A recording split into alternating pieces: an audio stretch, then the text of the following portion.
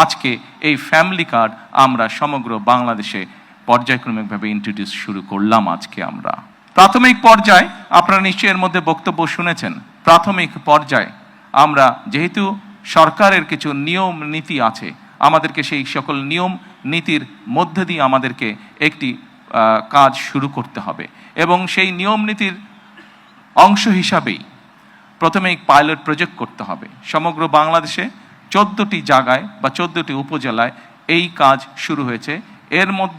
এর ভেতরে এই মুহূর্তে প্রায় 37,000 নারী অংশগ্রহণ করছেন।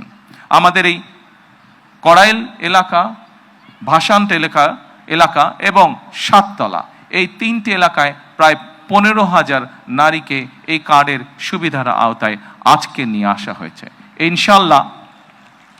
ইনশাল্লাহ আমি দৃঢ়ভাবে বিশ্বাস করি আমার সরকার পর্যায়ক্রমিকভাবে বাংলাদেশে যে 4 কোটি পরিবার রয়েছে, সেই 4 কোটি পরিবারের যারা নারী প্রধান, তাদের কাছে আগামী 5 বছরের মধ্যে ইনশাল্লাহ পর্যায়ক্রমিকভাবে সকলের কাছে আমরা এই ফ্যামিলি কার্ড নিয়ে যেতে সক্ষম হব ইনশাল্লাহ। সম্মানিত সকল উপস্থিতিবৃন্দ, আমি আমার বক্তব্যের প্রথমেই বলেছি যে আমরা একটি দায়িত্বশীল সরকারের ভূমিকা পালন করতে চাই। যেই সরকার জনগণের জন্য কাজ করবে, যেই সরকার কাজ করবে দেশের জন্য। আমরা জনগণের কাছে জবাবদিহি থাকতে চাই এবং তারই একটি অংশ হিসাবে আমাদের দল, বাংলাদেশ জাতীয়তাবাদী দল, নির্বাচনের পূর্বে আমরা বাংলাদেশের মানুষের কাছে প্রতিশ্রুতি দিয়েছিলাম, বাংলাদেশের নারী সমাজের কাছে প্রতিশ্রুতি দিয়েছিলাম যে বিএনপি সরকার গঠন করতে সক্ষম হলে আমরা এই ফ্যামিলি কার্ডের কাজ শুরু করব। আপনারা নিশ্চয়ই খেয়াল করেছেন, আমরা আল্লাহর রহমতে বাংলাদেশের মানুষের সমর্থন নিয়ে বিগত নির্বাচনে সরকার গঠন করার 1 মাসেরও কম সময়ের মধ্যে আমরা আমাদের এই প্রতিশ্রুতি, জনগণের কাছে দেওয়া প্রতিশ্রুতির কাজ আমরা শুরু করেছি।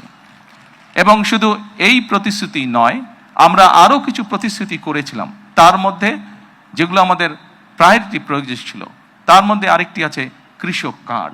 সেই কৃষক কার্ডের কাজও আমরা শুরু করেছি ইনশাল্লাহ। ঠিক আজকের এই অনুষ্ঠানে আমরা যেভাবে 37,000 মানুষের কাছে, 37,000 নারীর কাছে আমরা ফ্যামিলি কার্ড তুলে দিতে সক্ষম হয়েছি, ঠিক একইভাবে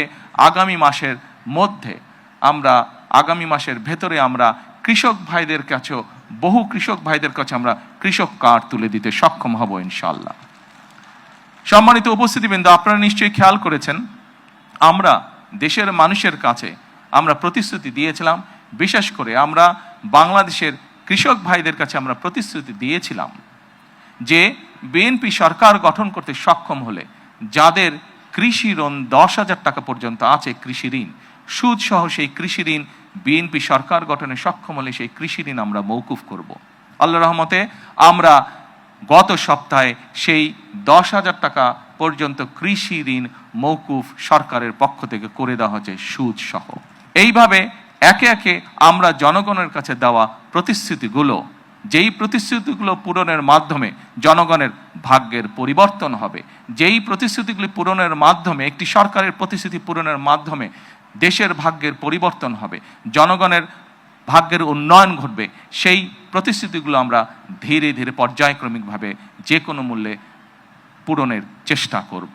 আজকে এই ফ্যামিলি কার্ড ব্যক্তিগতভাবে আমার জন্য আজকের দিনটি খুবই ইমোশনাল, কারণ এখানে আজকে যারা আপনারা অতিথি উপস্থিত আছেন, এখানে কিছু মানুষ উপস্থিত আছেন যাদের সাথে বিগত অনেকগুলো বছর ধরে আমি বসে বসে আমরা পরিকল্পনা গ্রহণ করেছি যে কিভাবে যখন সময় আমরা পাবো, সুযোগ পাবো, জনগণের সমর্থন পাবো, সেই ফ্যামিলি কার্ডটিকে আমরা বাস্তবায়ন করব। আল্লাহ তাআলা রব্বুল আলামিনের রহমতে আজকে আমাদের সেই দিনটি উপস্থিত, যেই দিনে আমরা আমাদের এই প্রতিশ্রুতি রক্ষা করতে সক্ষম হয়েছি। সেজন্যই আজকে আমার জন্য যেমন একটি ইমোশনাল দিন, আমি মনে করি আমার সরকার এবং আমার দল, বাংলাদেশ জাতীয়তাবাদী দলের জন্য একটি ঐতিহাসিক এবং একটি ইমোশনাল দিন আজকে। সম্মানিত সকল উপস্থিতিবৃন্দ, সম্মানিত সভাপতি সহ মঞ্চে উপস্থিত অতিথিবৃন্দ, আসুন, এই দেশটি আমাদের প্রথম এবং শেষ ঠিকানা। এই দেশের মানুষের প্রত্যাশা বর্তমান নির্বাচিত সরকারের কাছে অনেক, সেটি আমরা বুঝতে পারি। কিন্তু একই সাথে আমরা যদি বাস্তবতা বিবেচনা করি এবং সমসাময়িক ঘটনা মধ্যপ্রাচ্যের যে পরিস্থিতি, সকল কিছু যদি বিবেচনা করি, তাহলে আমরা যে প্রতিশ্রুতিগুলো দিয়েছিলাম, আমরা অবশ্যই আমাদের প্রতিশ্রুতি থেকে বিন্দুমাত্র আমরা অবস্থান পরিবর্তন করব না। হয়তো সমসাময়িক বৈশ্বিক পরিস্থিতির কারণে ক্ষেত্র বিশেষে হয়তো আমাদের কিছু কিছু ক্ষেত্রে সময় বেশি লাগতে পারে প্রতিশ্রুতিগুলো বাস্তবায়নের জন্য। সেজন্যই আজকে আমি সকলকে অনুরোধ করব, এখানে যে সকল এলাকাবাসী উপস্থিত আছেন, আপনাদেরকে, আপনাদের মাধ্যমে সমগ্র দেশবাসী যে সকল উপস্থিত আছেন, আপনাদেরকে, আপনাদের মাধ্যমে সমগ্র দেশবাসীকে এবং মিডিয়ার মাধ্যমে সমগ্র দেশবাসীকে আমি অনুরোধ করব যে আসুন আমরা ধৈর্যের সাথে সমগ্র পরিস্থিতি মোকাবেলা করি, আমরা ধৈর্যের সাথে সুন্দরভাবে আমাদের এই দেশটিকে গড়ে তুলি। সম্মানিত সকল অতিথিবৃন্দ, আমি নির্বাচনের সময় একটি কথা প্রায় বলতাম, প্রত্যেকটি নির্বাচনী জনসভায় আমি একটি কথা আমার বক্তব্যের শেষে আমি তুলে ধরতাম। সেই কথাটি ছোট্ট একটি স্লোগানের মতন, আপনাদের সকলের কম বেশি জানা আছে, সমগ্র বাংলাদেশের মানুষের কাছে স্লোগানটি পৌঁছে গেছে। আজকে সেই স্লোগানটি দিয়ে আমি আমার বক্তব্য শেষ করতে চাই। সেই স্লোগানটি ছিল, করব কাজ, গড়ব দেশ, সবার আগে বাংলাদেশ।